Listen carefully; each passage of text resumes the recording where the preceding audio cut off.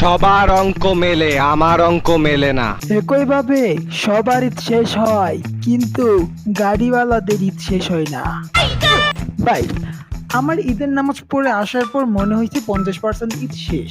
সকালবেলা ঈদ উপলক্ষে একটু খাওয়া দাওয়া করার পর মনে হয়েছে 90% ঈদ শেষ। আর এই 3-4 দিন পর তো আমি ভুলেই গেছি কয়েকদিন আগে ঈদ গেছে।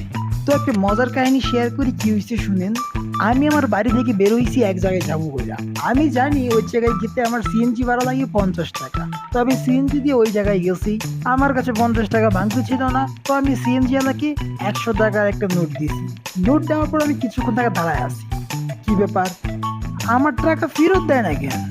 আমি একটু হিট হিট সুরে বললাম, কি ব্যাপার ভাই, আমার টাকা ফেরত চাই। দেন ড্রাইভার বলল, কিসের টাকা চান? আমি বললাম, ভাই আমি তো 100 টাকা দিছি। ড্রাইভার বলে কি জানেন, ভাড়া তো 100 টাকাই। আমি যেন একবার আকাশ থেকে পড়লাম। এই 3-4 দিনে ভাড়া একদম ডাবল, 50 টাকা থেকে 100 টাকা হয়ে গেছে। তারপর ড্রাইভারে আমি জিগাইলাম, মামা কেমনে কি? এবং মামা বলল, ঈদের দিন তো তাই একটু বেশি আর কি। ঈদের দিন তো তাই একটু বেশি আর কি। হোয়াট, ঈদের দিন? 100 টাকার কথা শুনে প্রথমে তো আমি আকাশ থেকে পড়ছিলাম। এখন এই আবার ঈদের কথা শুনে আমি যেন আবার আকাশের উপরে উঠা গেলাম।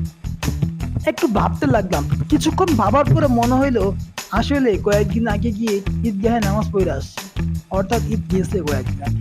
যেখানে মানুষ ভাই ভুলাই গেছে কয়েকদিন আগে ঈদ গেছে, সেইখানে বাস, ইজি বাইক এবং সিএনজি চালকদের ঈদ এখনো লাইগাই আছে।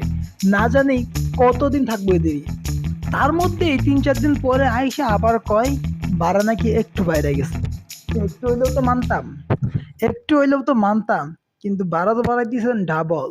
20 টাকাটা 40 টাকা, 50 টাকাটা 100 টাকা, 100 টাকাটা 200 টাকা, 200 টাকাটা 400 টাকা। এটা হচ্ছে আপনার হিসাব। তো দোয়া করি তাদের ঈদ ভালোভাবে কাটুক এবং খুব তাড়াতাড়ি শেষ হয়ে যাক। ধন্যবাদ।